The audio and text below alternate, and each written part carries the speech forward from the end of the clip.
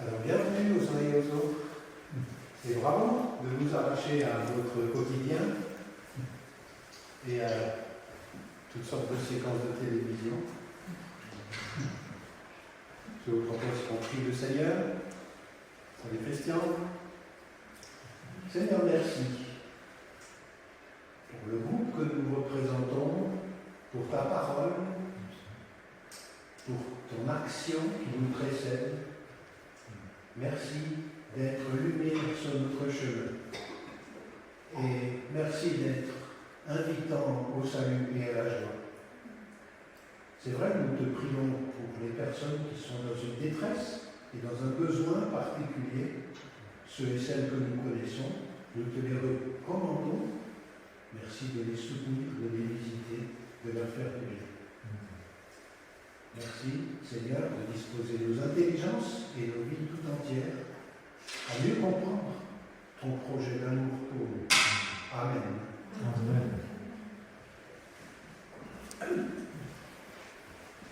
Amen. Je passe ici, il n'y a pas besoin du micro d'amplification. Est-ce que quelqu'un a des problèmes d'audition? Est-ce que vous m'entendez assez, madame? Oui, c'est bien. Bien, bienvenue.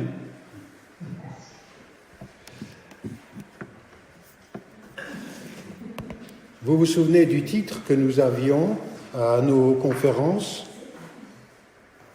Jouir, avoir, pouvoir. Nous commençons par pouvoir, paraître. Ce sont, nous l'avions dit, des ressorts de la vie, de la vie de tous les humains.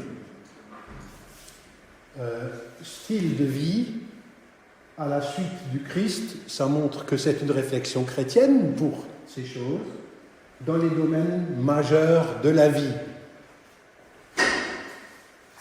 Vous avez vu que c'était un enseignement plutôt qu'une prédication ou une prophétie. Le rôle de l'enseignement dans l'Écriture est différent de celui de la prophétie, dont la charge, les prédicateurs, prédicatrices qui prophétisent, ils apportent une parole à un moment donné. Le rôle de l'enseignant est plus d'éclairer la grande perspective, de montrer l'équilibre des choses et leur pertinence. Les deux se complètent. Maintenant, vous avez vu que ce que nous abordons, c'est un rapport avec le pouvoir. Ce soir, comme thématique principale, c'est de l'amour du pouvoir au pouvoir de l'amour. C'est une conversion qui va avec la conversion à Jésus-Christ. Et cette conversion-là n'a pas lieu comme la nouvelle naissance, c'est-à-dire à un moment. Mais c'est un engendrement aussi, et qui prend du temps pour s'installer. Parce qu'on ne change pas, comme ça, du jour au lendemain, des mauvaises habitudes. Elles collent à la peau. C'est la raison pour laquelle on dit, n'essayez pas d'être parfait. Essayez d'être des chrétiens. C'est encore autre chose. On présuppose l'amour de Dieu, et sa grâce, et son pardon. Sans quoi, tout ça, c'est décourageant. Vous arrivez à comprendre le processus en question. C'est parce que Dieu est amour, c'est parce que nous sommes adoptés, engendrés de nouveau, que nous pouvons nous tourner vers la vie nouvelle et la création nouvelle. La plupart d'entre vous ont été présents hier matin. Est-ce que l'une ou l'autre chose vous viennent à l'esprit? Sur quoi est-ce que je souhaite revenir de la première contribution? Sans en avoir l'air, on a abordé beaucoup de choses. Vous savez, quand on dit la grande perspective, c'est précisément la grande perspective. En commençant par au commencement. Vous vous souvenez?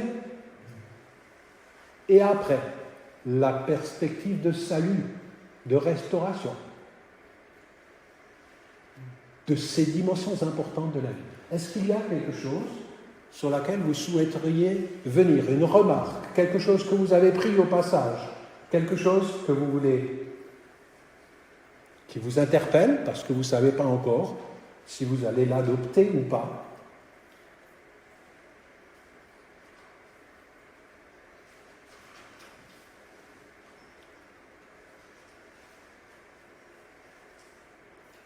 Rien, pas de questions particulières. On prendra des notes. Vous prendrez des notes la fois prochaine. Si vous voulez. Vous avez compris qu'il s'agit d'un apprentissage. À la bienveillance, vous avez compris ça? C'est un apprentissage, vous êtes d'accord? C'est pas comme ça. Apprendre le Christ, si on ne s'est pas familiarisé avec le Christ, eh ben simplement on ne l'apprend pas. On est des pardonnés, mais on n'est pas des transformés. Vous êtes d'accord avec ça? Que le but, ce n'est pas le pardon. Vous êtes d'accord avec ça? Attention, hein, tous les évangéliques ne sont pas d'accord avec ça. Hein. La deuxième chose que j'ai pensé dire, je fais un résumé pour vous, le pouvoir, nous en avons tous, plus que nous croyons. Vous vous souvenez de ce petit exercice du début? Par exemple, le pouvoir de quoi? Parler ou se taire. De parler ou se taire. Participer ou se retirer. De participer, de se retirer.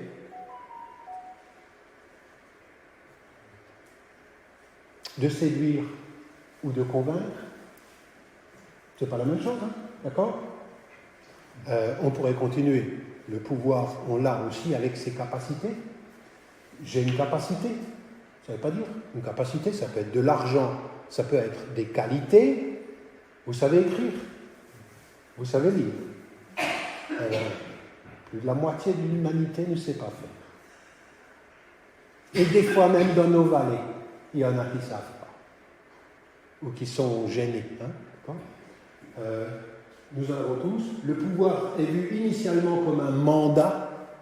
C'est positif le pouvoir dans l'Écriture. Il ne s'agit pas de dire je veux du non-pouvoir. Tout dépend de ce qu'on met ce pouvoir. Un pouvoir, nous l'avons, et le Seigneur attend que nous exercions notre pouvoir. Et après, quand j'ai dit mandat, vous vous souvenez, j'ai lu dans Genèse. Quel est notre mandat? En fait, nous avons eu un mandat du Seigneur. Gérer, nommer, gérer et aimer. Dieu et mon prochain, ma prochaine. Ça n'existe pas. Ce sont des mandats, oui, gestionnaire, y compris comme service de prochain et non-domination. Le mot domination, c'est venu comme une conséquence de l'autonomie de Adam et Ève par rapport à Dieu. Seul commandement négatif, tout le reste ils pouvaient faire. Un seul. Et ils sont voulu être comme des dieux, ils sont devenus comme en enfer. Avec des règles de domination. Vous savez, oui, j'ai commencé à faire un peu ce qu'on appelle la théologie biblique. C'est-à-dire, il y a eu l'histoire de Caïn et Abel, vous vous souvenez? Est-ce que Dieu il a dit débrouillez-vous maintenant? Non. Pédagogiquement. Et Dieu, le pédagogue, il intervient et qu'est-ce qu'il lui dit? Et on fait des révisions. C'est très bon, les révisions. Il lui dit, il dit à Caïn,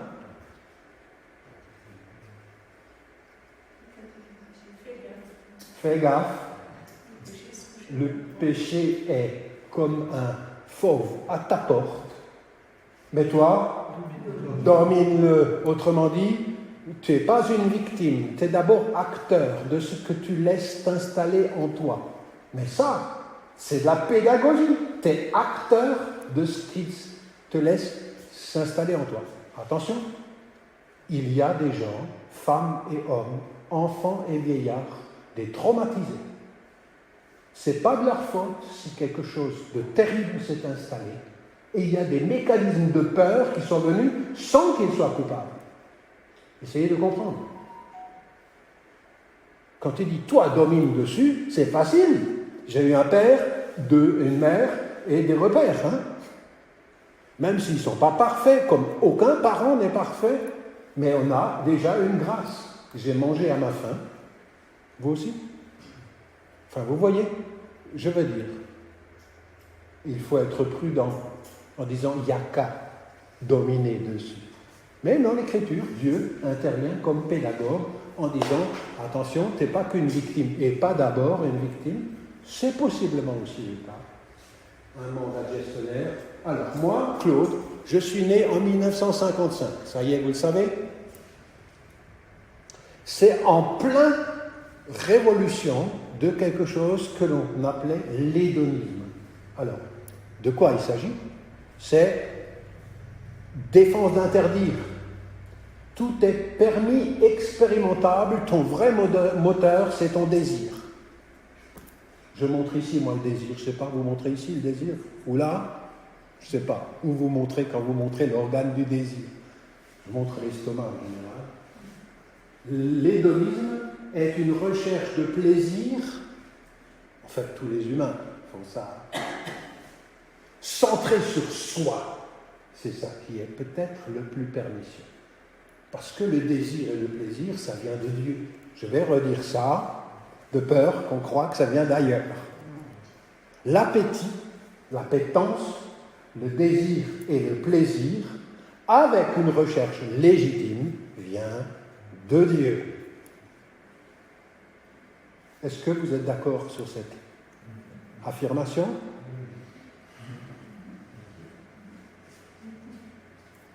Dis-moi plus. Oui, si c'est dans un but pour le prochain. On y est. C'est que très vite, on part ici du centré sur soi à un centré sur ce qui est bon, pas seulement pour moi, mais pour tous, pour un collectif.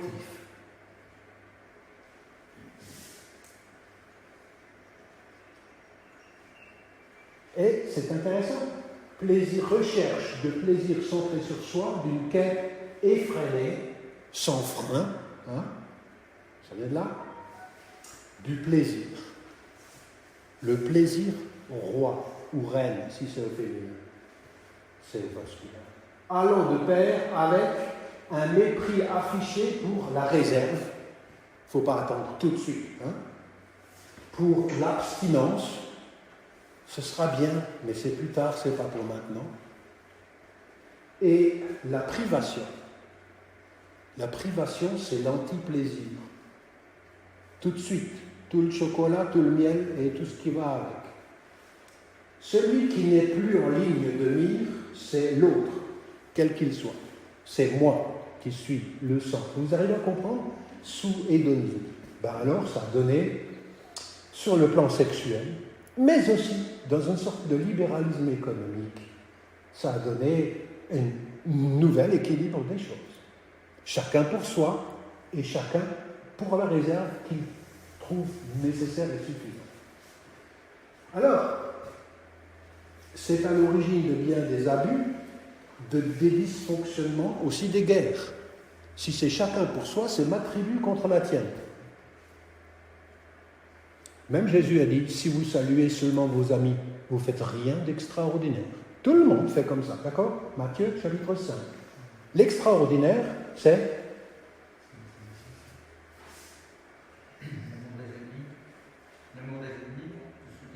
l'amour de tous, sans exception.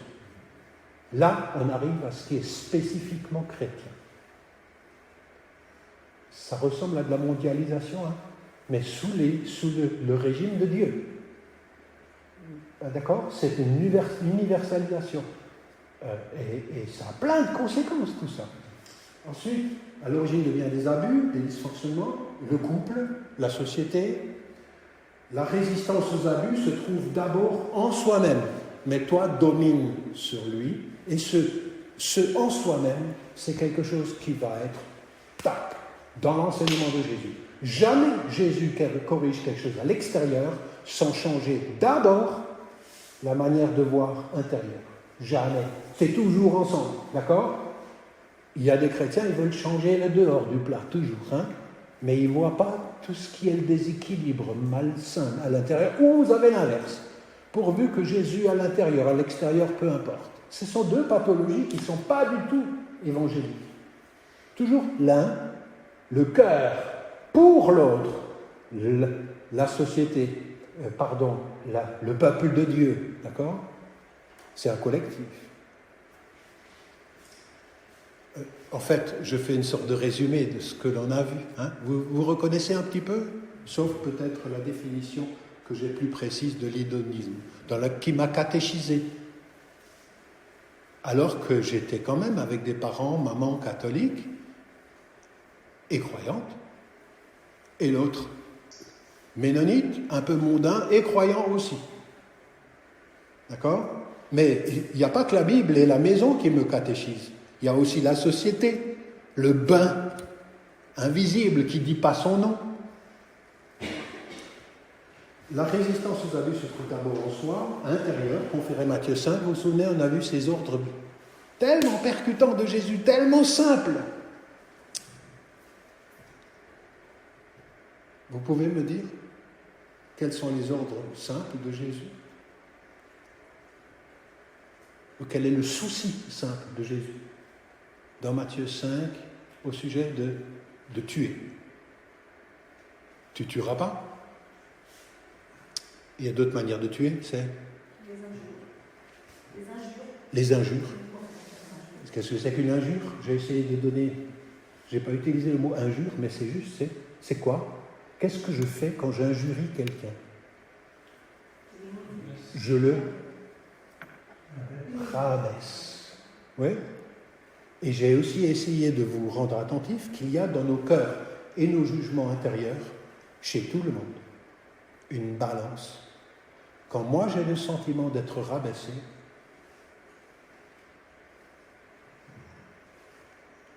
je ne cherche pas l'équilibre en général. Je rabaisse très profond. C'est cette balance. D'accord ? Mais c'est l'impression d'être rabaissé. Et ce n'est pas toujours voulu. Vous savez, on a des fois des susceptibilité sur un point ou un autre. Et les couples, vous savez ça, hein ? Il y a des endroits où quand on touche, on sait très bien que ça fait bondir l'autre, non ? Si, enfin, il suffit de vivre un peu avec. Hein ? C'est vrai, c'est plus sensible là. Alors, la résistance aux abus se trouve d'abord en soi. C'est le siège des émotions. On est d'abord des gens qui ressentent, mais également des décisions. Et des fois, ces décisions ne sont pas toujours conscientes, mais c'est des réactions. C'est la raison pour laquelle, avant les injures, Jésus prend entre tuer et l'injure, il y a « tu ne te mettras pas en colère entretenue ». Orgueil. Ce n'est pas thermos, quelque chose qui monte et qui descend. C'est orgueil. C'est-à-dire dans une attitude d'aversion choisie. L'aversion, c'est profond, l'aversion. Hein. Oh, on dit en français, on l'a pris en grippe. Je ne sais pas si ça se dit aussi en Afrique. C'est un drôle de truc. On l'a pris en grippe, c'est-à-dire chaque fois que notre souvenir se souvient de elle ou lui ou une situation comme celle-là, on a une émotion négative. C'est juste, non ? Je sais, on était une fratrie de 5. Moi, je suis au milieu d'un frère aîné d'1 an et d'un frère moins jeune d'1 an, et ils étaient plus balèzes que moi. Alors, je peux vous dire, là, c'est comme des oursons qui sont ensemble. Tous ces mécanismes, on les reconnaît bien. Hein. Il suffit de vivre un peu ensemble. Le but du Seigneur, c'est « va trouver ton frère, s'il en a contre toi, réconcilie-toi ». J'ai essayé de dire quelque chose sur la définition de réconcilier. Qui est-ce qui se souvient ?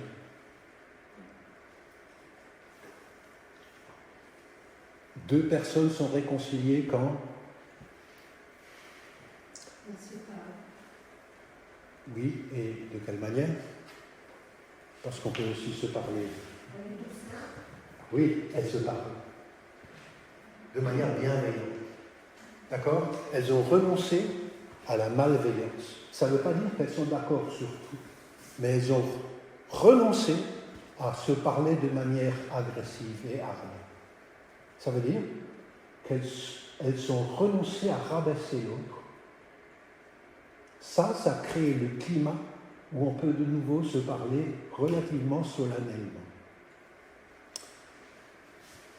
Le but est de vivre réconcilié. Des démarches sont préconisées par Jésus. Qu'est-ce qu'il dit ? Donnez-moi des ordres. Un ordre ultra court. Si ton frère ou ta sœur en a contre toi, va, V-A. Nous, on connaît en général, chez les évangéliques, va, évangélise. Hein? Mais va te réconcilier, c'est aussi important, et je dirais même, ton évangélisation sera d'autant plus pertinente que tu ne ressembles pas à la société qui est malade des relations. Va. Vous savez, un homme ou une femme de paix qui aime la paix, la justice, ça qui me parle. Une phrase, ça fait mouche.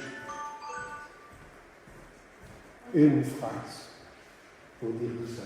C'est une école du caractère chrétien à la suite du Christ et par l'Esprit. Voilà, j'ai essayé de résumer pour moi, en me préparant pour ce soir. On a fait ça. Est-ce que vous voyez des situations? Et c'est difficile d'en parler. Vous vous souvenez, j'ai dit, qu'est-ce qui est très difficile de nommer? J'ai essayé de le dire hier matin. Nos violences intérieures. Les violences extérieures, on peut encore les dire et encore. On est relativement fatigué. Les problèmes d'héritage, des fois, ouais, ce sont des sujets concrets, quoi. Enfin, ouais, où on peut, pour une bricole, des fois, hein, des problèmes de politesse non faite, basiques, et des gens sont plus susceptibles, et puis il y a des choses qui s'installent. Mais parler de ces violences intérieures, de ces sentiments et de ces ressentiments, eh ben, la génération d'après-guerre, la génération qui a vécu la guerre, la Deuxième Guerre mondiale, n'ont pas trop appris à nommer ces sentiments. Même à se les avouer soi-même, c'est des fois difficile. Mon papa était un de ceux-là. Ein deutscher Knabe weint nicht, disait-on à l'époque, pardon, pour les non-germanophones. Ça veut dire un enfant germanophone ou allemand ne pleure pas. D'accord ? Mais en fait, ça ne veut pas dire qu'à l'intérieur, il n'y a pas le sentiment et le ressentiment. Voilà. Donc, c'est une école. Des situations où vous avez rencontré des enjeux de pouvoir. Ça, il y en a. Hein. Vous n'êtes pas né récemment, vous avez travaillé, vous avez eu des voisins, vous avez eu des situations, et des fois des abus. Quelque chose que vous avez jugé comme étant des abus de pouvoir. Le pouvoir, c'est encore toujours le sujet qui nous intéresse.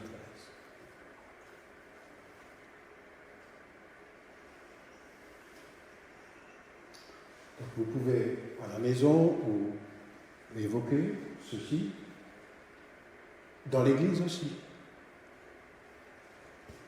Des abus de pouvoir, ça existe. On le sait seulement quand on voit qu'il y a quelque chose qui... On me dit de ne pas toucher un sujet, devient tabou. Des sujets en rapport avec l'argent, des sujets en rapport avec l'honneur dû. Et tout d'un coup, si on aborde le sujet, on est comme mis de côté. Ça existe. Hein. L'Église n'est pas indemne d'abus. Mais si on enseigne ce sujet, si on vit ceci, c'est que la vie fraternelle, l'unité qui est entre vous, le monde saura que vous êtes chrétien par l'amour. D'accord ? Mais ça, c'est pas juste de la poésie religieuse, hein. C'est une qualité de vie relationnelle. Je le crois quand nous nous souvenons que nous n'avons pas le droit d'appeler quelqu'un père. C'est toujours un frère ou une sœur. C'est jamais un père. Un seul est votre père, vous le savez, c'est l'enseignement de Jésus. Hein. C'est le grand ménage que fait Jésus. Tous des frères, personne n'est père qui engendre. Un seul est père qui engendre, c'est Dieu. Mais ça a relation avec le pouvoir. Quelle prérogative a telle et telle personne qui semblerait être douée d'un charisme particulier? Il est mon frère, point. Il est quelqu'un pour qui Christ est mort au même titre que moi. Nous sommes des frères et des sœurs. Vous voyez, ça c'est le genre de ménage que fait le Seigneur. Ensuite viennent des choses plus personnelles. Quand moi, Claude, je me sens contesté ou critiqué,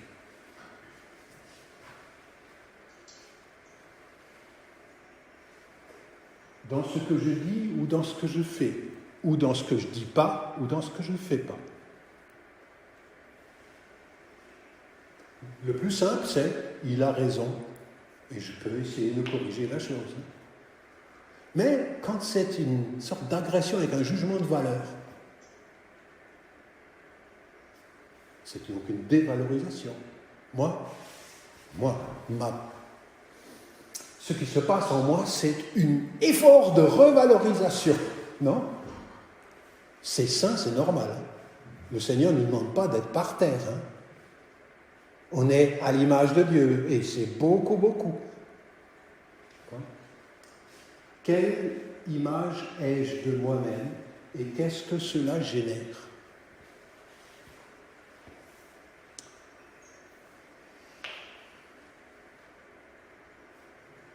Il y a ce que ça génère tout de suite, et il y a ce que ça génère le lendemain, c'est des fois pas la même chose. Dormir dessus, ça peut aider, chez moi. Et là, on découvre aussi qu'il y a des personnes plus ou moins sensibles. Mais ça, on reviendra à la notion d'image, quand on abordera le paraître. À qui ou quoi est-ce que j'attribue le pouvoir dans mon service ? En fait, nous tous, qui sommes des enfants de Dieu, nous avons des situations où il nous est donné de contribuer au bien commun. Ça s'appelle aimer. De différentes manières, que ça passe par l'électronique, que ça passe par l'encouragement, que ça passe par la visite, que ça passe par l'organisation de choses sur le jeu, l'évangélisation, que ce soit pour nettoyer la salle, que ce soit pour édicter un certain nombre de règles de bienséance, d'encouragement pour les handicapés, etc. Est-ce que j'accepte que ce n'est pas juste une sorte de pis-aller, c'est-à-dire quelque chose, parce que personne ne le fait, je m'y pousse. Est-ce que j'accepte que c'est un mandat du Seigneur pour un service qui fait du bien ? Ça, c'est le genre de question. Est-ce que ça vient du Seigneur ? Je vous invite à le considérer. Faites tout ce que vous dites ou faites-le au nom du Seigneur. C'est ça ce que ça veut dire. Mais au nom du Seigneur, ce n'est pas une formule, ce n'est pas de la magie. Ce n'est pas un écriteau qui se trouve au-dessus de l'Église. C'est le mandat que le Seigneur nous donne. C'est-à-dire à sa manière. Voilà, donc on a touché à l'essentiel. J'aimerais juste vous rendre attentif que ce que nous disons ici, c'est plus révolutionnaire qu'on le croit. On verra tout à l'heure 2 ou 3 conséquences pratiques que l'Écriture elle-même décrit, mais ce que nous faisons, il faut se rendre compte. C'est une récusation, c'est-à-dire c'est une manière de corriger les valeurs sur lesquelles beaucoup de choses de notre société est fondée. Réussite, des fois au détriment d'autres. Ah, lui, c'est quelqu'un. Ah, lui, elle est. On a des fois des attentions tellement particulières sur ceux qui réussissent qu'on ne se rend pas compte qu'ont été beaucoup de gens qui font des services très humbles et qui n'ont pas gravi ces échelons de croissance. Le but, c'est le bien vivre ensemble, c'est pas l'amélioration du PIB de mon pays en excroissance, en croissance continue. L'efficacité, la domination, d'utilisation, de maximalisation, et pour jouer sur les valeurs plutôt de convivialité. Si le pouvoir c'est fait pour le bien commun, là on est d'accord, Vous savez, le langage pour le bien commun, chez les Corinthiens, ça s'appelle, dans quelle mesure pour Paul un charisme valable, mais que ce soit pour, allez, je vais vous faire accoucher de ce mot, pour l'utilité commune. Dites-moi, dans les vieilles traductions de second, l'utilité commune, ça veut dire pour? Oui, l'édification. Mais que ce soit pour l'édification, vous savez, ça, c'est ça le bien commun. L'édification de tous. Autrement dit, c'est pas pour un palmarès de solo qui doit briller, d'accord, vous comprenez? C'est pour que, oh les amis, quand on a ça ensemble, ça fait du bien. Même s'il fallait une parole qui reprend, parce qu'il y a quelque chose qui s'est installé qui ne doit pas être. Même dans ce cas-là, ça fait du bien dans le sens du royaume. Vous voyez ce que je dis? Utilité commune et bien commun et édification du corps. Mais édification, c'est un collectif. Mais que ce soit pour l'édification. C'est la raison pour laquelle l'apôtre Paul, très vite, dans 1 Corinthiens 13, il dit, mais je vais vous dire, qu'est-ce qu'il va nous dire 1 Corinthiens 13? C'est l'amour. Tu oublies tout le reste. Mais ça, si ça converge vers là, c'est charisma, c'est-à-dire un don de grâce collectif. Alors, je crois que l'on a compris de convivialité, de service, le pouvoir, le mandat nous est donné pour service et jouissance. Pour jouissance et service. Est-ce que je ne dois pas détrôner certaines définitions de la jouissance en moi en rapport avec le pouvoir pour que ma nouvelle jouissance, je leur dis, ma nouvelle jouissance, parce qu'il ne s'agit pas de renoncer à la jouissance, le plaisir de servir et de voir l'utilisation des compétences et talents communs remplacer ma jouissance qui se basait sur ces premières vertus. Vous voyez pourquoi je dis que c'est une conversion continuée. Et l'Écriture n'a pas honte.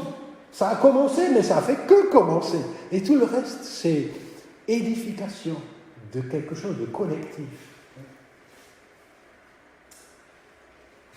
L'autre, dans le plan de Dieu, n'est jamais quelqu'un à vaincre et à surpasser, et encore moins à écraser et à dévaloriser. Une fois que ça s'est inscrit, la place de l'autre, du coup, on se découvre soi-même. On redécouvre une dimension de Dieu. Ne pas chercher à être le premier, que le meilleur gagne, mais développer l'amitié. Vous savez, le maillon faible. Dans le temps, je ne sais pas s'il montre encore ce film-là, le maillon faible, qui était à éliminer, et pas à éliminer.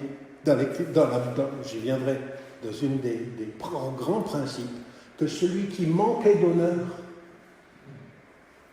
que dit l'Écriture? On y viendra, reçoit un double honneur, on y viendra.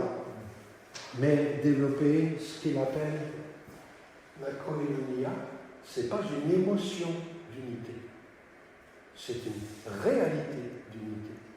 La koinonia, le communion. Communion, c'est une qualité d'être ensemble.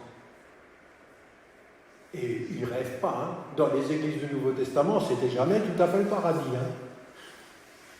Éphèse passe mieux que Corinthe, par exemple. Est-ce que vous avez une remarque? On est entre nous, n'hésitez pas. Est-ce qu'il y a quelque chose? Ça, c'est de l'acquis, c'est du ABC. Vous avez vu les relations? Je pense, Tout ça, ça fait partie de la simplification. Si vous voulez, j'aime pas le mot. Parce que quand moi je dis à mes jeunes amis sanctification, ils ne savent pas de quoi il est question, Ils croient impeccabilité. Vous comprenez? Quand vous dites sanctification, c'est-à-dire adulte en amour, alors, tilt, ça donne envie, Non, enfin, ou alors je fais du théâtre devant vous.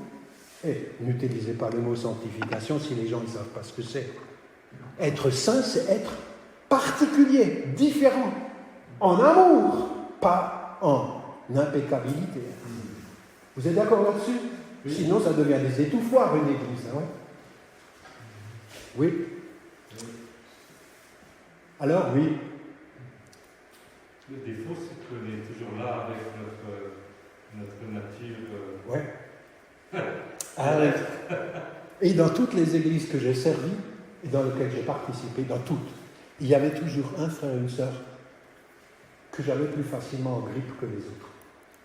Je veux dire, c'est drôle, c'est comme il y a des caractères un peu antithétiques, et puis je sais pas, mais c'est pas ça qui doit me dominer.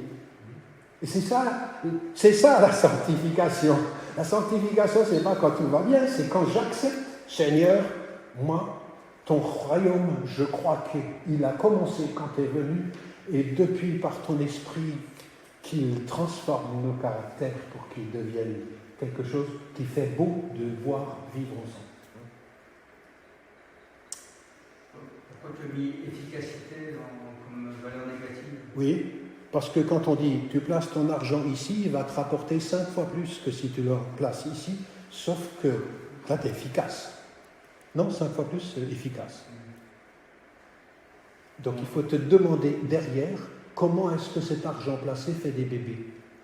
Et ça que tu te rends compte, que c'est sur la maltraitance de certaines personnes ou sur le commerce des armes ou de la pornographie, alors tu comprends pourquoi 5 fois plus.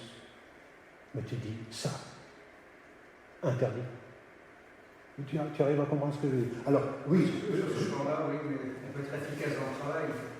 Ah oui, alors on est d'accord. Il y a une efficacité qui est recherchée. Oui, on est d'accord. On est d'accord. Il y a des choses qui sont un peu que je n'aurais pas mis. Ouais, mais tu as raison. Des fois, je veux un résultat direct. Je suis patron. Je vais pressurer les gens et sans faire attention à comment ils vont vivre quand ils sont éreintés. D'accord? C'est efficace tout de suite. C'est ça qu'il faudrait dire. Pas à moyen terme ou à long terme. Hein? Et l'aménité? Oui, l'aménité. J'ai mis une traduction dans un autre truc, mais oubliez ce mot, c'est un mot, c'est comme sanctification. Et il faut préciser ce que c'est. Est-ce que quelqu'un peut m'aider? Vous voyez, c'est désuet. Je n'aurais pas dû mettre et je vais noter. C'est pas de gentillesse ou quelque chose comme ça? Oui, c'est ça. Ça a un rapport avec la bienveillance et je ne mettrai plus. Est-ce que je peux vous montrer une photo que j'ai trouvée dans les archives familiales que mon grand-papa avait au front quand il était à la Croix-Rouge, Première Guerre mondiale, un croyant en Jésus. Hein? J'ai eu la chance de voir. Voici ce qu'on a retrouvé chez lui. Carte postale. Et ça se voit, il avait avec lui au front, brancardier, etc., rafistoler les corps, refaire de la chair à canon, les refaire vivants pour les renvoyer au front. Enfin, c'est ça, hein. Pardon. Il avait ça avec lui. Et c'est une image, c'est trop un blanc européen, pardon, hein, il faudrait mettre quelqu'un du Moyen-Orient. Mais la guerre n'aura pas le dernier mot. Un jour, le Seigneur amènera où des gens qui sont incompatibles vivront ensemble. Le loup et l'agneau, d'accord? La panthère et puis le bœuf, d'accord? Et un petit enfant les conduira. Petit enfant, ça n'a pas beaucoup de pouvoir. Mais notre Seigneur Jésus, il est le roi des rois, et son règne n'a pas de fin. Et son non-pouvoir est plus fort que bien des pouvoirs de contrainte de beaucoup de tyrans de son temps et de tous les temps. Il avait ça, c'est Ésaïe 11. D'ailleurs, dans la prophétie de l'Ancien Testament, on n'a pas parlé des prophètes hier, on s'est arrêté quasiment au début de la narration. Je pourrais continuer en histoire, en théologie biblique. C'est comme ça qu'on se forge quelque chose, j'ai un thème du début, qu'est-ce qu'il est devenu au fur et à mesure? Et une fois qu'on a assez vu ces choses ensemble, on est alors seulement capable de prendre un thème. C'est dangereux de prendre un thème, parce qu'on peut tirer des versets bibliques et se faire une image taillée de quelque chose, mais par exemple, vous avez la perspective d'Ésaïe 11, lorsque le roi viendra, il y a également de leurs, vous connaissez, c'est d'une vieille Bible allemande, de leurs, ils se forgeront des faux. De leur de leurs lances ou de leurs épées, ils se forgeront des instruments de production agricole. Ça s'appelle le transarmement. Vous n'aimez pas, hein? Ça fait un peu politique. Si, transarmement, pour le bien, pour la vie. Et j'ai l'impression que c'est le genre de conversion continuée. Et on n'a pas fini d'apprendre de ces prophéties-là. Parce que forger des faux à partir d'armes, mes amis, il faut du muscle. Et il faut cogner. Ça n'arrive pas magiquement. Hein? Vous êtes d'accord avec ça? Alors, acceptons de ce fait aussi que sur cette question, nous soyons également le terrain d'action de l'Esprit Saint. Qu'est-ce qu'on peut faire? Oui. Mieux, c'est pas de la vendre et d'acheter une faux. Parce que ceux qui vont l'acheter, ils vont le faire autre chose. Oui, alors je connais des gens qui ont forgé des statues de paix symboliquement avec des armes anciennes. Mais tu as raison, on peut récupérer le métal, c'est à part ça, peut-être qu'il y a d'autres choses. Quand je vous dis que les prophètes s'intéressent à l'usage du pouvoir, je vous donne 2 exemples. Le peuple de Dieu pratique lui aussi la discrimination. Il est confronté au peuple de Dieu. Quand le peuple de Dieu pratique la discrimination, c'est-à-dire, moi, je vais me permettre de mépriser quelques personnes dans ce monde. D'accord? C'est la discrimination.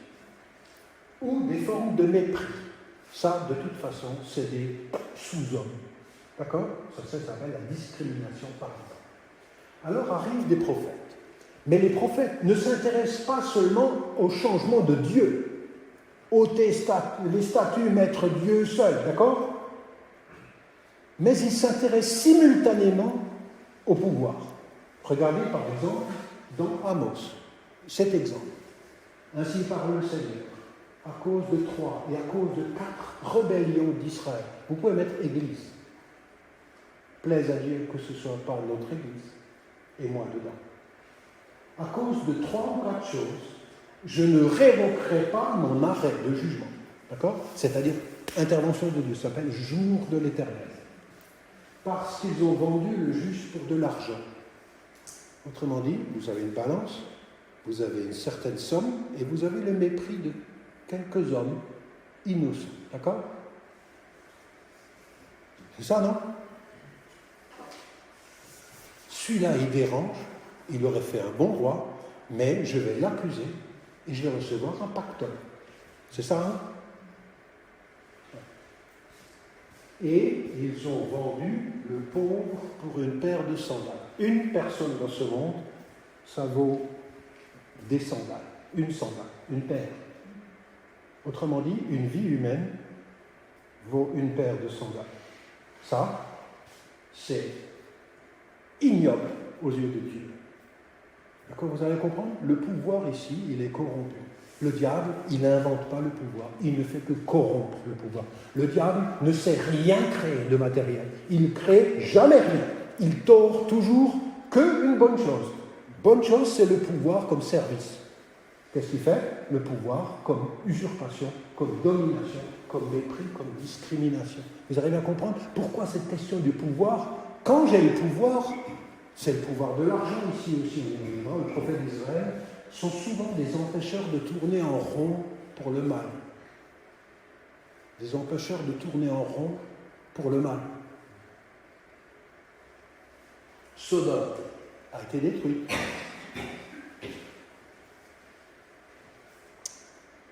Et là, le péché de Sodome, c'est pas la sodomie, comme on l'appelle en français. Le péché de Sodome, c'est de se permettre d'abuser des gens qui ne sont pas des citoyens de la cité. Et des abusés, des abuseurs. La sodomie en question n'est pas la seule abus possible. Il y a quantité d'abus possibles.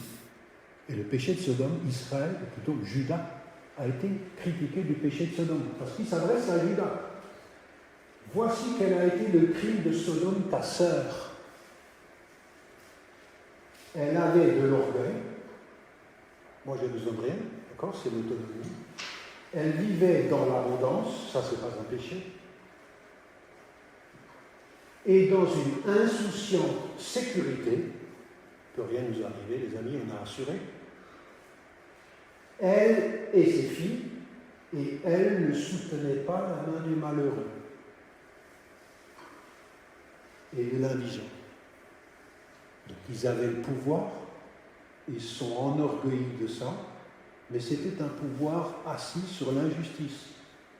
J'ai mis en rouge, elle ne soutenait pas la main du malheureux, c'est-à-dire plus de solidarité, d'accord? Un pouvoir inique, si vous voulez. Et Israël, Juda, où l'Église peut être concernée au même titre que Sodome la païenne. Voilà, je voulais vous montrer ça. Alors, Jésus a dit, il faut que ça commence à l'intérieur, cette conversion. Vous vous souvenez de ça?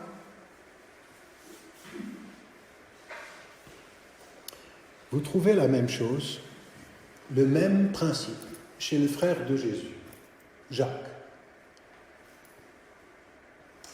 Et vous me direz si vous ne retrouvez pas dit autrement la même chose que Jésus a dit. Dieu ne tente lui-même personne. Chacun est tenté quand il est attiré et amorcé par sa propre convoitise. S'il n'y avait pas cette volonté de s'approprier égoïstement, c'est ça, la convoitise. La volonté de s'approprier égoïstement, c'est ça, la convoitise. Il dit, le nœud du problème, c'est là.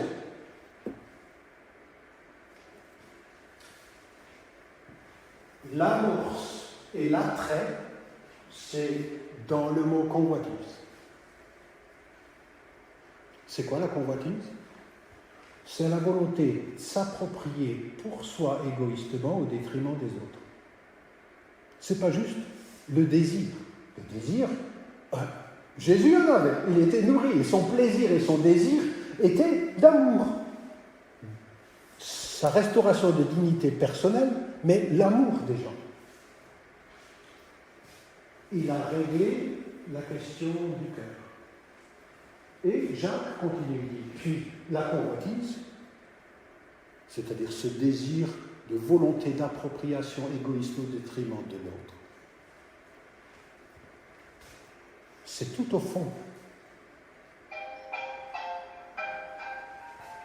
Puis la convoitise, lorsqu'elle a conçu, il n'y a pas que Dieu le Père qui conçoit, faire des bébés, concevoir, enfante le péché. Ça, c'est une situation qui devient extérieure, mais c'est l'intérieur qui est le problème.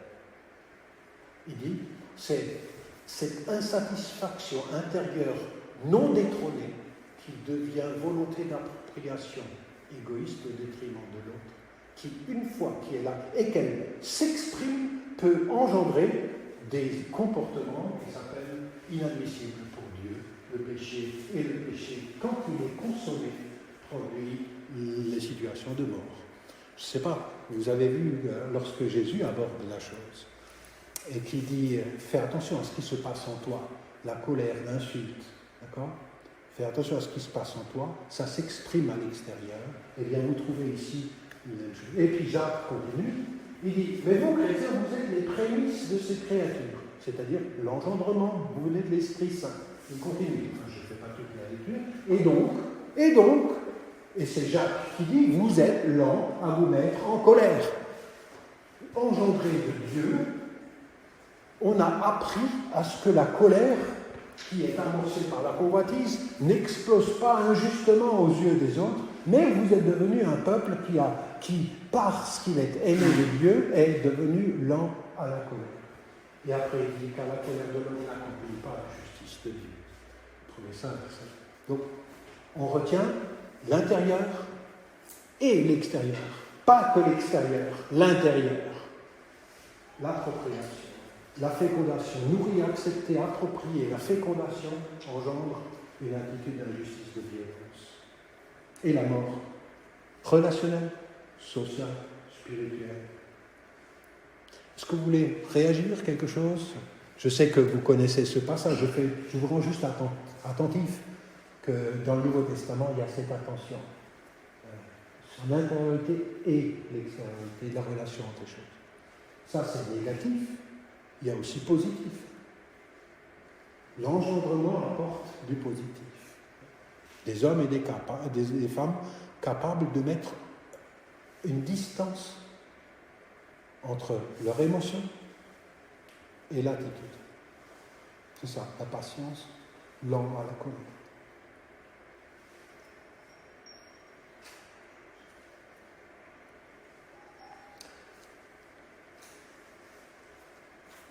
Pas d'autres remarques, vous n'hésitez pas. J'arrive à la croix.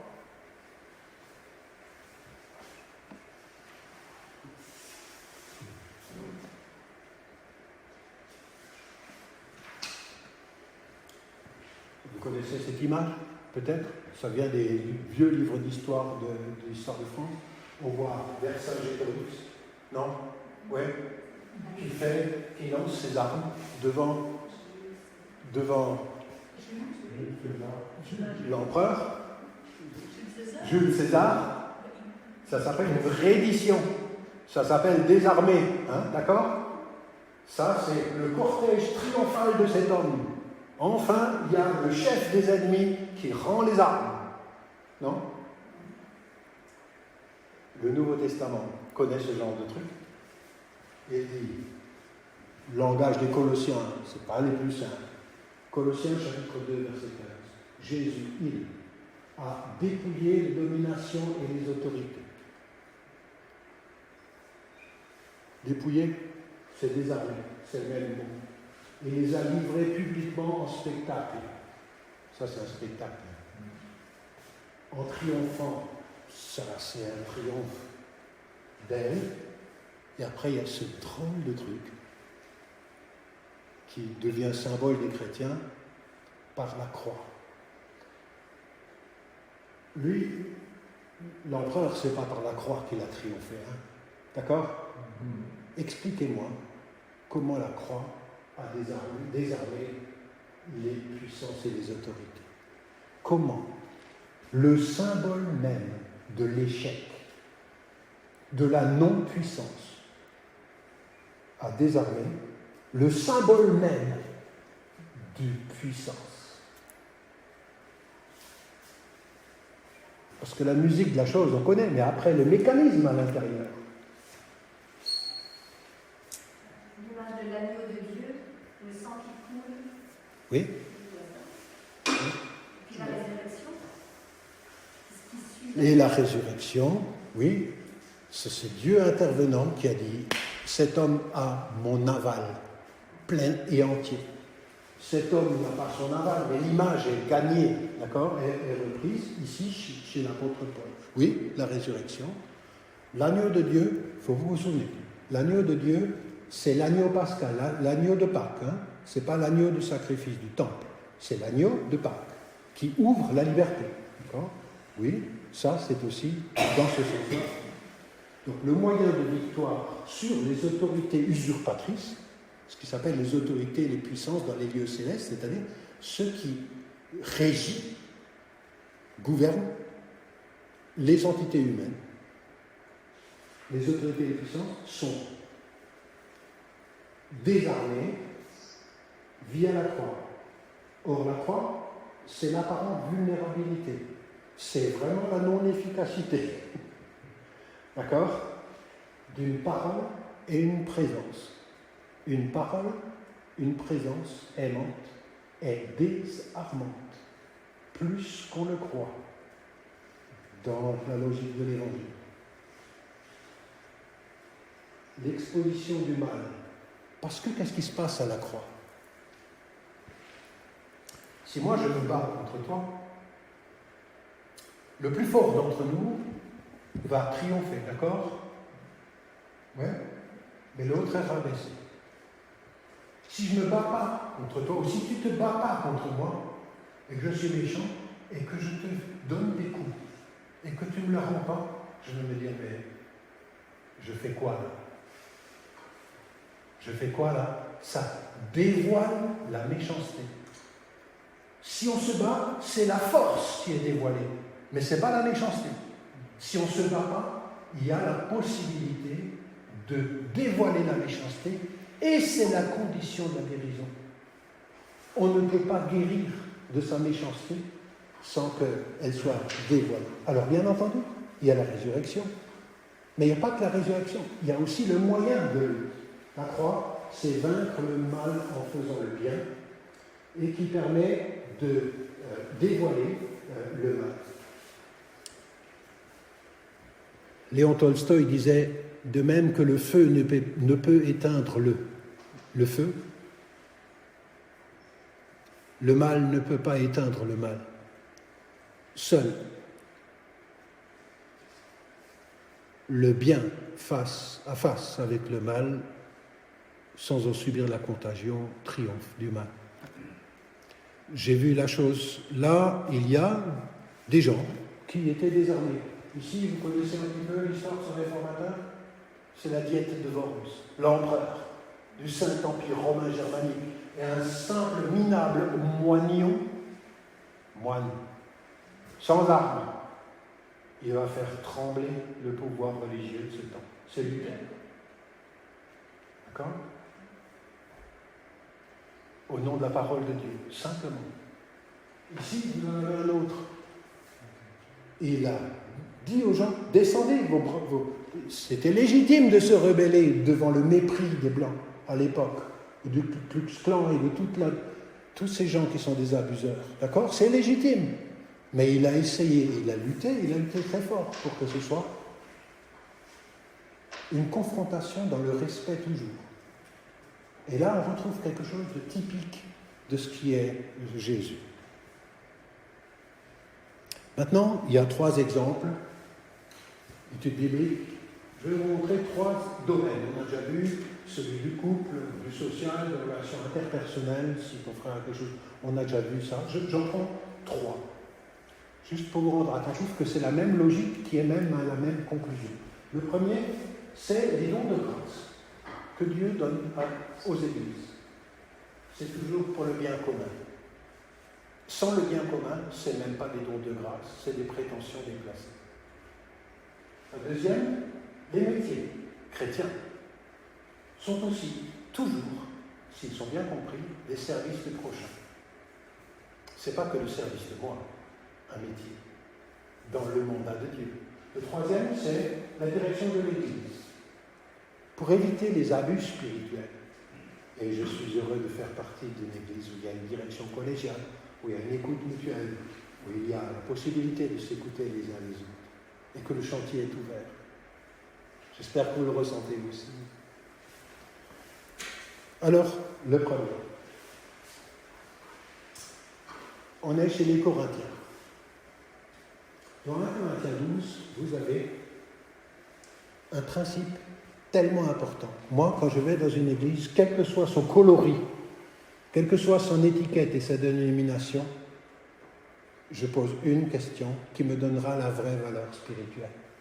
Et ce n'est pas toujours que les cantiques. Dieu a composé le corps de Christ en donnant plus d'honneur à celui qui en manque.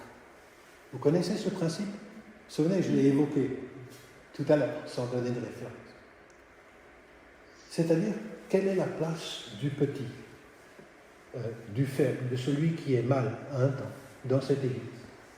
Est-ce que, à la sortie de l'église, les clics, toujours les mêmes clics, se retrouvent fermés? Et rentrer là-dedans, il faut déjà le faire pour rentrer là-dedans, d'accord? J'étais dans des églises urbaines, ma foi, c'était vraiment le cas. Il fallait que je rende attentif. Et elle voulait grandir, cette église. J'ai dit, comment vous voulez grandir? Alors, j'ai dit, venez, on se prend par la main, on fait des cercles, et puis j'ai demandé à une dame, un peu timide, rentre là-dedans. Et j'ai dit, les autres, vous serrez les cercles. Elle a exercé une violence incroyable pour rentrer là-dedans, c'était pas possible. Et je trouve ça remarquable. Il y a des personnes, ma foi, ils ont grandi, vous savez, flétris sur eux-mêmes, pas de dignité en elles-mêmes, difficile de dire quelque chose. avec une image de soi-même trop petite. Eh bien, ici, Dieu donne plus d'honneur à ce qui en manque, à ce qui est considéré comme les petits charismes. Il n'y a pas de palmarès des charismes. Ils sont tous au service de quelque chose qui est du collectif. Et pour les charismes, oui, mais par amour. Et ici, il est dit, dans 1 Corinthiens 14, 26, mais que ce soit pour l'édification commune. Vous vous souvenez de cette dimension de nous-ité, de bien commun. Pour aucun autre motif. J'ai mis autopromotion.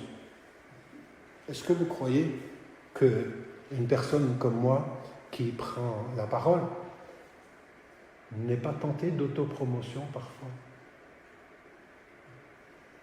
Ça veut dire se mettre en avant pour être vu des hommes. Jésus a beaucoup attaqué ceci. Donc, ça c'est vrai pour nous tous. Quelle est la raison qui me fait parler, agir ou me taire ou ne pas agir? Cette réorientation des pouvoirs, un charisme est un pouvoir, comme service au bien commun, a aussi pour effet, écoutez bien, parce que souvent on ne voit pas ça, pour effet que désormais, du temps où parle l'apôtre Paul aux Éphésiens, désormais, les autorités et les pouvoirs, je vous rappelle que le mot pouvoir, c'est le centre de notre étude, c'est-à-dire des politiques et des êtres invisibles. Les êtres invisibles et les politiques, d'accord, qui marchent ensemble dans une compréhension du judaïsme. Que désormais, les autorités et les pouvoirs, allez, monsieur le maire, monsieur l'ancien maire, ou les autres, quelle est la tâche des autorités humaines? Pas que vous, pour tous. Quelle est la tâche des politiques? Œuvrer le bien de la commune. Le bien commun. D'une circonscription d'un pays, etc. D'accord? On est d'accord? Or, quelle est la tâche du service des enfants de Dieu? Le bien commun, édification. Par conséquent, il y a des manières d'agir qui fait que les politiques qui ont la même tâche de faire que des gens vivent bien ensemble disent, là, on est en train de prendre une leçon. Eux, ils ont réussi à intégrer des races, des âges. Eux, ils font face à leurs conflits qui sont évidemment naturels chez tout le monde, y compris pour des chrétiens. Ils savent faire face. Eux, ils savent faire face à la disparité des indigents et les riches. Vous arrivez à comprendre? C'est la raison pour laquelle je vous propose de comprendre ça a comme effet que désormais les autorités et les pouvoirs dans les cieux, là où ils régissent, connaissent. J'apprends quelque chose, c'est ça. Grâce à l'Église, et c'est pas juste le micro et la proclamation là, hein. Ils connaissent par le mode de fonctionnement d'un pouvoir au service mutuel. Vous arrivez à comprendre? Un pouvoir au service mutuel. Mais c'est divin. Là, qu'est-ce qu'ils connaissent? La sagesse de Dieu. C'est-à-dire le bon programme de Dieu, le bon projet de Dieu. La sagesse multiple de Dieu, selon le projet éternel qu'il a exécuté en Jésus, le Messie, notre Seigneur. Vous voyez, c'est plus que des phrases religieuses. Ici, on traite la conversion des pouvoirs en service. Et même si on reste des apprentis, cette manière de faire, à cause de la bienveillance et du détrônement des abus, dans nos cœurs, par la parole et l'esprit et par nos pratiques, quelque chose de la visibilité devient désirable, même par les êtres angéliques. Est-ce que vous voudrez réagir là-dessus? Vous aviez compris ça, dans cette manière? On dit de façon assez théorique. Pardon? On dit de façon assez théorique. Là, ça recadre bien les choses. Là, ça devient concret. Oui. Oui. Par l'Église attachée à Jésus. Donc là, on a vu quelque chose sur le décentrement de moi, de l'hédonisme, d'accord, à la koinonia, communion, devient parlant, en fait, par les charismes. Aucun des charismes n'est un charisme s'il n'est pas donné. Vous êtes d'accord avec ça? S'il n'est pas mis au service du bien commun. C'est une compétence.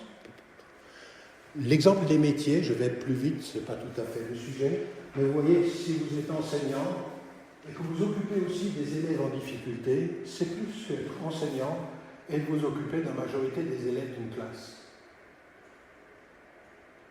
Vous êtes d'accord avec ça? Il y a des enseignants ici? Oui? Vous êtes d'accord? Je ne vous laisserai pas tomber. Ça, c'est typique du service. Le fonctionnaire s'occupe du service rendu aux administrés. Et il n'est pas d'abord au service de lui-même et de sa caste.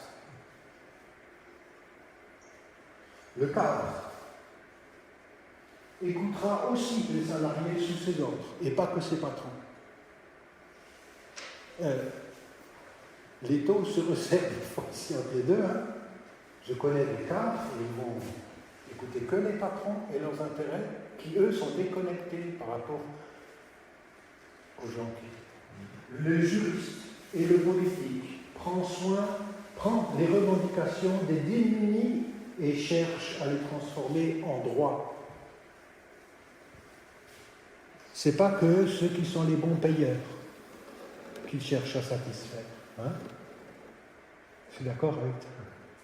Il y a des laissés pour compte. Nous, on a un maire, un catholique fervent, et il est pour moi un modèle.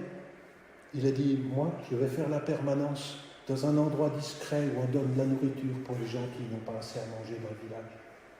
Moi, je ne sais pas qui c'est, mais lui, il sait. Et moi, je me dis, chapeau, monsieur le maire. Waouh, ça me parle. Hein? Le pasteur, ou le berger, ou l'ancien, ou je ne sais pas, quelqu'un de la prophète, aura particulièrement soin des marginaux et des délaissés, et d'enseigner, de pratiquer cette conversion vers un non-pouvoir. Voilà, je voulais vous montrer ici une logique. Ça ne touche pas que l'Église, ça touche beaucoup de choses dans la vie, bien sûr. Ça touche en fait beaucoup de choses dans nos vies, parce que les questions de pouvoir, nous en avons tous. Avant d'apporter à une conclusion, et vous laisser aussi encore la possibilité, je vous rends juste attentif à la grande perspective, que beaucoup de choses obéissent à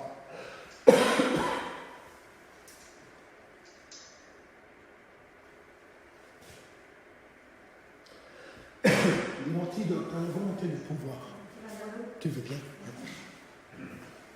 Pas de micro, alors je force un peu la voix. En fait, vous pouvez lire l'Évangile selon Luc, chapitre 20, versets 25-28.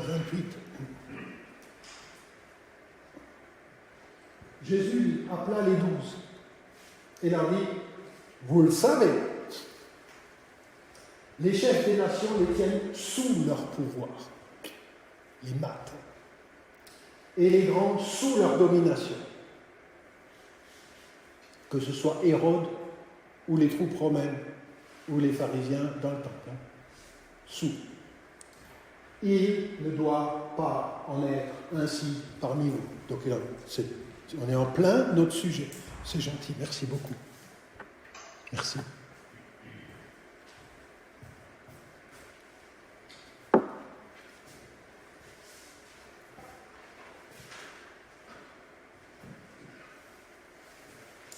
Au contraire, si quelqu'un veut être grand parmi vous, qu'il oriente son pouvoir vers le service. On apprend, c'est juste une magnifique conclusion. Et si quelqu'un veut être le premier parmi vous, et il ne dit même pas qu'il se repente et qu'il arrête. Non, non, il dit, regardez, comme il convertit l'élan. Le premier parmi vous, qu'il soit votre esclave.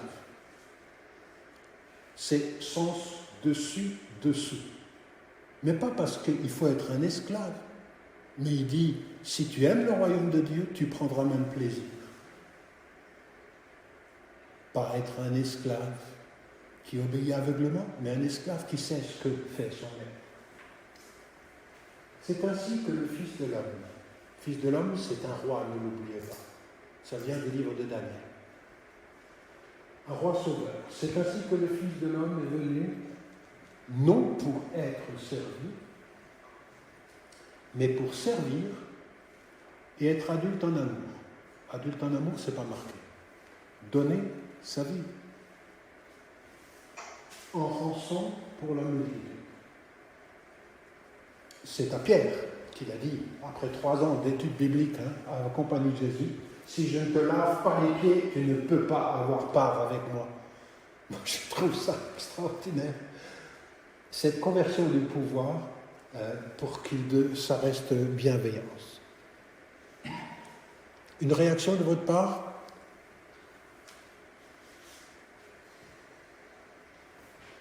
Le pouvoir comme service. C'est le pouvoir qui est désarmé, mais qui est actif dans l'amour. Cette même logique, vous l'avez dans l'enseignement de Jésus. Dans l'Évangile selon Matthieu, chapitre 23, versets 5 à 11, je vais prendre la tôle, c'est une mesure magnifique contre l'abus spirituel. Je m'y suis référé au début, nous avons maintenant la même chose comme lecture, la source de la connaissance. Et je le dis à tous les théologiens en herbe, tous les pasteurs en herbe, tous les prophètes en herbe, je leur dis, jamais être la source vous-même. Toujours dépendre de la source qui est en dehors de vous. Et la source de la connaissance et de l'autorité, c'est dans le Christ. Toutes leurs actions, dit-il au sujet des pharisiens, qui sont des théologiens, n'oubliez pas, des docteurs, des gens qui prétendent interpréter la volonté de Dieu, toutes leurs actions, ils les font avec ressort intérieur, motif intérieur, de se faire remarquer. Des hommes ou des femmes, c'est pareil.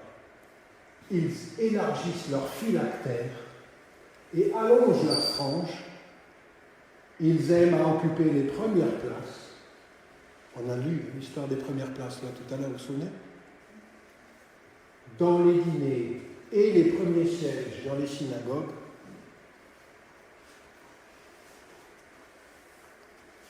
Ailleurs, il dira même, quand tu donnes, ne va pas claironner devant toi. En effet, autour du temple, au coup du clairon, les gens pouvaient amener dans des boîtes qui se trouvaient aux 4 coins du temple extérieur leurs dons, mais certains choisissaient vraiment le coin pour être vus des 2 rues quand ils donnent, pour être vus. Ça, c'est dans Matthieu chapitre 6. Ici, il est dit, ils aiment à être salués sur les places publiques. Et maintenant vient le commentaire, et de s'entendre appeler maître par les hommes. Pour vous, c'est nous, disciples du Christ. Ne vous faites pas appeler maître, car vous n'avez qu'un seul maître. Et vous êtes tous frères. N'appelez personne sur la terre votre père, même pas padre, ou pater. Car vous n'en avez qu'un seul géniteur. C'est pas un connaisseur de la Bible. On dit père spirituel, des fois ça paraît plus acceptable. le Père céleste. Contre quoi il en a Jésus? Contre la prétention de certains d'être des sources de la connaissance de Dieu, alors qu'ils ne renvoient pas à la source qui est le Christ. Vous arrivez à comprendre? Nous ne sommes pas des sources de la vie. Nous ne sommes pas capables d'engendrer spirituellement. Un seul peut le faire, c'est le Saint-Esprit. C'est le Seigneur opérant. Ne vous faites pas appeler non plus docteur. Les Allemands, ils aiment beaucoup les titres. Et quand il y a 2 doctorats, c'est docteur, professeur. Bon, il y a peut-être la nature très française qui réagit encore à ça. Mais au Wittenberg, je me rendais bien compte qu'il y avait des cultures différentes.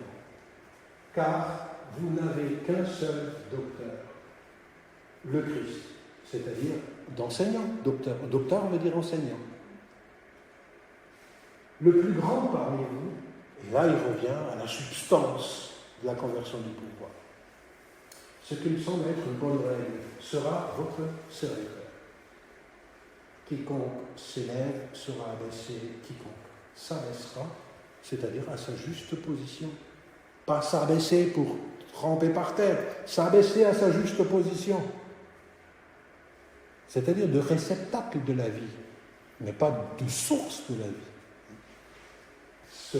Est-ce que vous voudrez réagir à ça? Vous voyez qu'on ne quitte pas le sujet sur la question de l'autorité, là. Hein? Dans nos églises, ça serait plus discret quand même. Bon, on ne parle pas, on n'appelle pas, sans oui. Oui. C'est plus subtil. Oui, ça peut être plus subtil. Non, tu as raison. Je rends juste attentif plus à la question de l'orientation. Alors, ça a bardé dans les églises. Écoutez, ça a bardé. Dans les églises du Nouveau Testament, avec les vrais apôtres, ça a bardé. Il y avait des relations heureuses. Éphèse et Philippe, c'est relativement serein. Quand il écrit, ça ne veut pas dire que ça allait rester. D'accord? Éphèse et Philippe. Mais dans d'autres, face aux super apôtres de Corinthe, Paul s'est trouvé en conflit sur quelques sujets de cette communauté et en rapport avec le pouvoir. L'apôtre Jean a été chassé de l'Église par un certain Diotrephe. 3 Jean 1, 9, j'ai écrit quelques mots à l'Église, mais Diotrephe qui aime bien tout présenter, ne tient aucun compte de nous. Vous sentez la tristesse de cet apôtre? Témoin du Christ. Et voilà qu'un monsieur qui se sent très à l'aise de tout contrôler, il y a des gens comme ça. Traduction seconde, Timothée est néanmoins exhorté à faire valoir l'autorité qui lui a été confiée par le Seigneur. Mais la source, elle est le Seigneur. Alors, la volonté de puissance, je vous propose quelque chose d'un psychiatre chrétien qui est mort depuis pas mal de temps, qui s'appelle Paul Tournier. Ça vous dit quelque chose aux années Genève. Paul Tournier, ça vous dit quelque chose? Il avait une grande lucidité. Je vous fais la lecture. Donc, être pris pour un maître. Parler de la part de Dieu. Prétendre interpréter sa volonté. D'abord pour soi-même, mais bien vite, sans s'en rendre compte, pour les autres. D'autant plus que, s'il nous le demande avec insistance, et bien vite aussi, pensez, vous avez vu ce matériel, que s'ils suivent nos conseils, c'est à Dieu qu'ils obéissent. Et que s'ils nous résistent, c'est à Dieu qu'ils résistent. Vous arrivez à voir un peu comme ça glisse? C'est ce danger qui est inhérent à celui qui veut bien faire au début, mais il peut glisser très vite et confondre le Christ et lui-même. Donc, violence et puissance. L'autoritaire, l'abuseur spirituel a peur de quoi? De voir les choses changer ou lui échapper. Et il n'est pas capable de mobiliser les autres, d'organiser, de décider, de déléguer pas capable de déléguer. Il le fait pour l'apparence, mais après, il contrôle celui qui délègue. D'informer, de gouverner, de gérer, de décider, de construire, de réunir les frères et les sœurs, de planifier, de nommer des collaborateurs sans lourdement faire sentir son avis. Alors écoutez, frères et sœurs, ça c'est parler de moi. C'est jamais fini. Il faut que je me souvienne toujours au service de qui je suis. Ça s'appelle la spiritualité. Et c'est un combat. Ce n'est pas un combat pénible, mais c'est un combat réel. Je voulais vous le dire pour que vous voyez.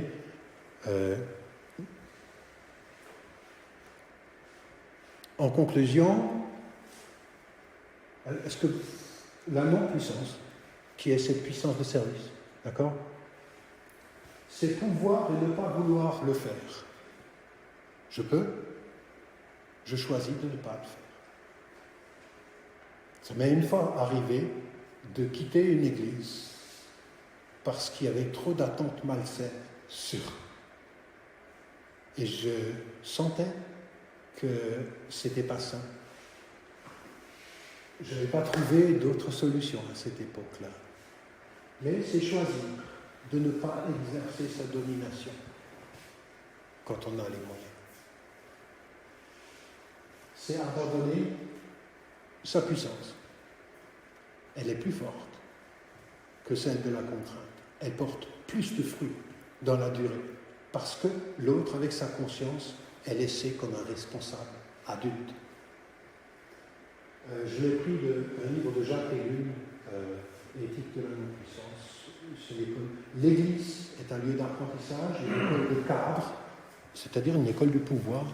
J'aime ça. C'était Samuel Gerber dans le temps. Il est auprès du Seigneur depuis longtemps. Il disait, l'Église, c'est l'école de cadre du monde à venir. C'est l'école de cadre, des cadres en matière de justice et de pouvoir comme service. C'est la raison pour laquelle j'ai dit de l'amour du pouvoir au pouvoir de l'amour. Vous arrivez à mieux comprendre le jeu. Hein? C'est un apprentissage, mais c'est aussi un témoignage.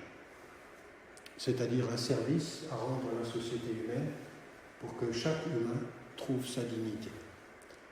Est-ce que vous voudriez réagir sur quelque chose qui a été apporté, ou bien vous voyez la relation entre ces choses, des remarques?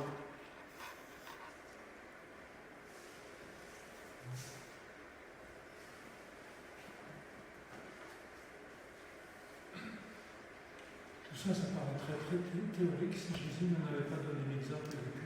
Oui. Oui. Oui, et il était abandonné de tous.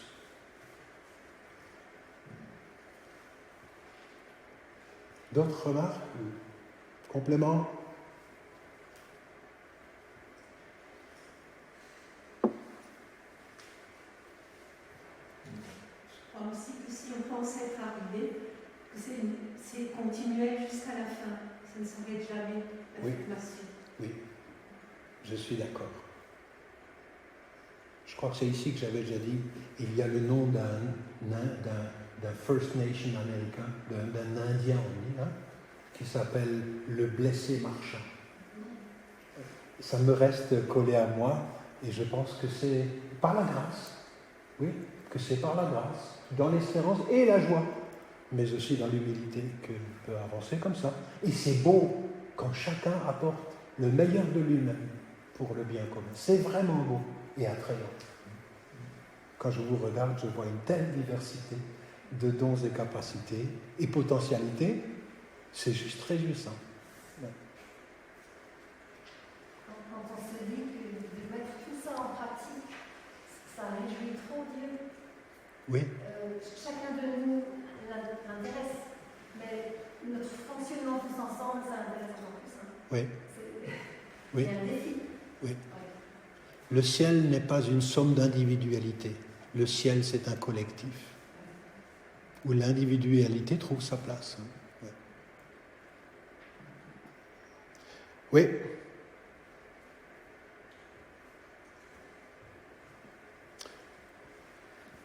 Voici pour le premier des 4 sujets. Nous avons abordé la question du pouvoir sous différents angles. J'espère que l'une ou l'autre chose nous rejoint dans notre vécu de tous les jours et nous encourage aussi à savoir que nous sommes les disciples d'un Seigneur qui est doux et humble de cœur. Est-ce que les participants sur Skype peuvent poser des questions? Est-ce que les participants, est-ce qu'on peut poser la question? Ils peuvent répondre, ils peuvent parler. Vous pouvez parler si jamais, mais je me vois moi à l'écran et je ne vois pas les personnes à l'écran. Et Simone? On peut demander, Simone, est-ce qu'elle a réussi à suivre?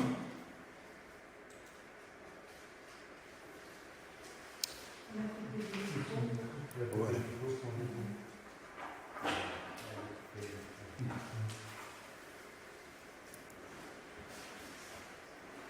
La somme, Oui. elle est là. Sinon, j'invite l'une ou l'autre personne, 2 personnes, une dame, un homme, à prononcer une prière pour terminer notre soirée et nous recommander aux mains du Seigneur.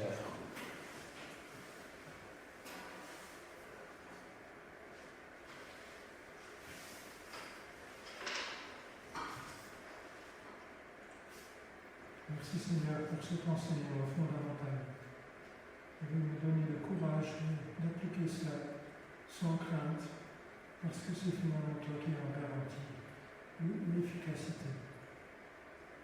T'obéir, c'est ça, mon rôle, et toi tu feras le reste.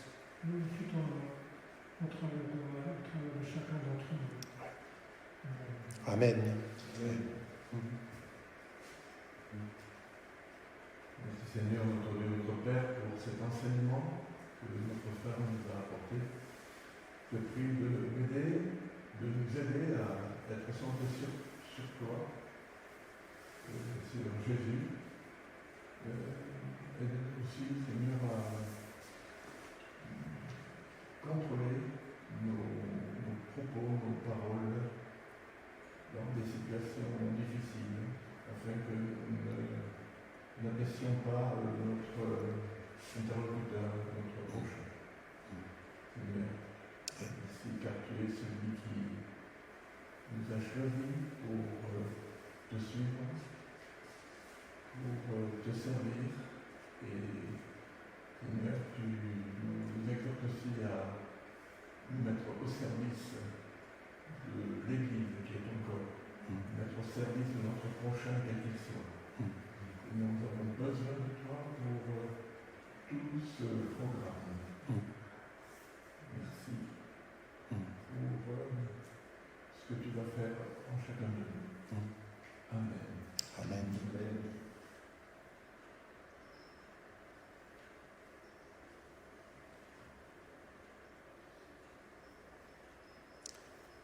Que le Seigneur nous bénisse et nous accompagne, les uns et les autres, chemine avec nous dans nos situations de vie, qu'il nous bénisse sur le chemin du retour, nous accorde la grâce d'une nuit réparatrice et bienfaisante.